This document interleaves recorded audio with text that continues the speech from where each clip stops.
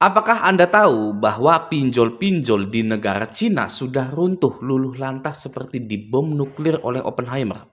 Ya, bisa kita lihat di sini banyak sekali artikel-artikel atau gambar-gambar yang menyatakan bahwa fintech atau P2P di Cina itu sudah kolaps ya. Nah, ini karena bahasa Inggris saya terjemahkan dulu ke bahasa Indonesia biar enak. Nah, saham fintech Tiongkok hampir ambruk, rate apartemen mengungguli sektor keuangan, gitu ya. Lanjut ada di sini saya translate dulu ke Indonesia, runtuhnya sektor P2P di Tiongkok memberikan pelajaran penting, gitu ya. Dan di sini juga ada gambar-gambarnya, ya. Di orang-orang yang mungkin demo gitu ya, saya tidak tahu, tapi di sini judulnya Why P2P Company in China Collapse en masse gitu, the lowdown momentum works gitu kan. Jadi kalau di bahasa Indonesiain gitu ya, kenapa P2P atau pinjol atau fintech ini, fintech company, perusahaan pinjol ini di Cina collapse gitu ya. Lalu banyak juga di sini ya. Lalu di sini small bank in China are running into trouble.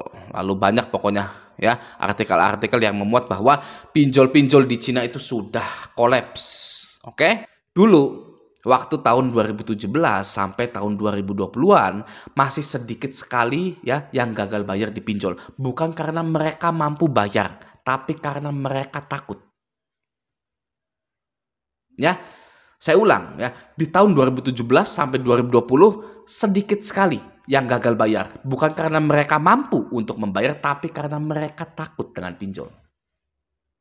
Ya, dulu banyak yang jual tanah, rumah, sawah, motor, mobil hanya untuk melunasi pinjolnya. Oke, sekarang orang-orang yang dulunya rungkat, hartanya habis karena gede-gedein bayar pinjol, sering mendengar galbay itu aman. Galbay itu tidak dipidana. Ya, ada pasalnya seperti ini. Dan sering mendengar kesaksian para nasabah yang sudah gagal bayar bertahun-tahun di pinjol itu tidak terjadi apa-apa dalam hidupnya. Ya, banyak sekali kesaksian-kesaksian seperti itu di TikTok, YouTube, ya, di grup Facebook saya, di grup Facebook yang lain, ya, pinjol-pinjol, grup-grup pinjol itu, ya, tidak terjadi apa-apa, tidak masalah, gitu ya. Nah, orang-orang yang dulunya sudah habis hartanya karena pinjol, saat ini mulai mengeruk pinjolnya dan mulai menggalbaikannya. Ya, karena skor kredit mereka masih bagus. Ya, masih bisa diakses dimanapun gitu ya. Tapi harta mereka hilang. Oke, secara manusia gitu kan, harta yang dulu dikumpulkan hilang hanya karena pinjol. Mereka ingin mendapatkan hartanya kembali dengan cara mengeruk pinjol-pinjol yang sudah mereka bayar di tahun 2017 sampai 2020 itu. Ya, maka dari itu tingkat gagal bayar sekarang itu tinggi. Ya, karena masyarakat Indonesia sudah banyak yang tidak takut lagi dengan yang namanya gagal bayar di pinjol.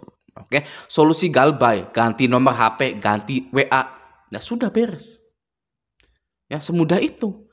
Solusi galbay itu sebenarnya ya, tapi banyak yang tidak percaya solusi galbay itu hanya semudah itu karena mereka percaya bahwa wah pinjol ini besar sekali gitu ya, perusahaan yang sangat besar gitu kan. Saya takut kenapa-napa gitu kan. Susah mempercayai bahwa sebenarnya solusi galbay itu hanya mengganti nomor HP doang.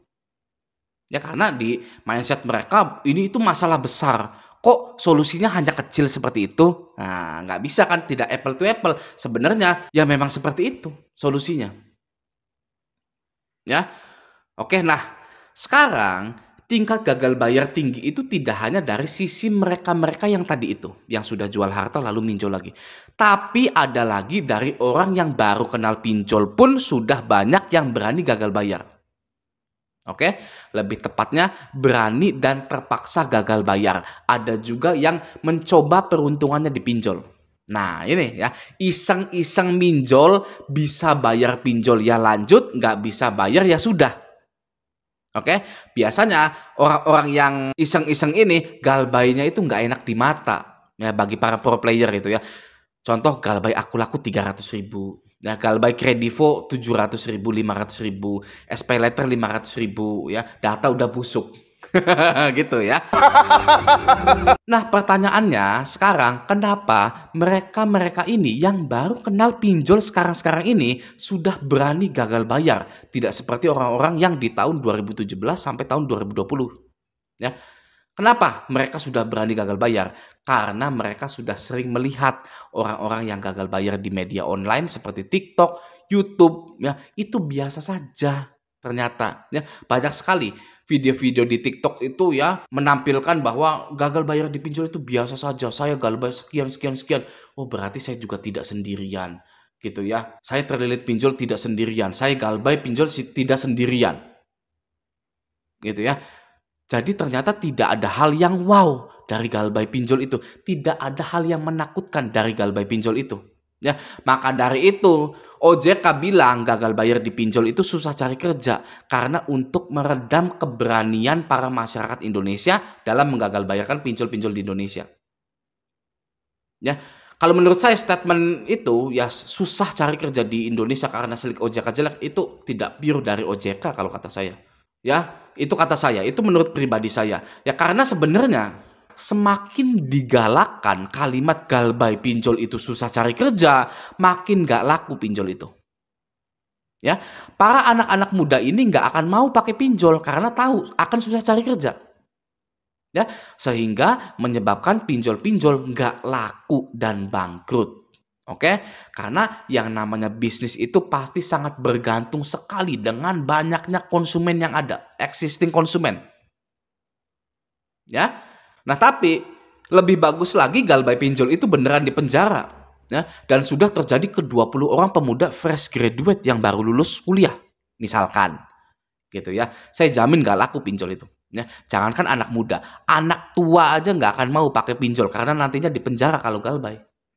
Ya, yang pada akhirnya nggak akan ada konsumen pinjol karena semuanya ketakutan, ya takut di penjara. Oke, lalu pinjol, bank, leasing pasti bangkrut, ya karena pastinya akan ujung-ujungnya di penjara, gitu loh. Ya, jadi pertanyaannya, apakah galbay itu mengerikan? Nah, ya tentu tidak, karena mereka butuh konsumen. Oke ya. Nah, semoga dengan adanya fintech-fintech di Cina ini mengalami kebangkrutan, di Indonesia juga segera fintech-fintech ini mengalami kebangkrutan. Oke, semoga video ini bermanfaat. Sampai jumpa di video selanjutnya.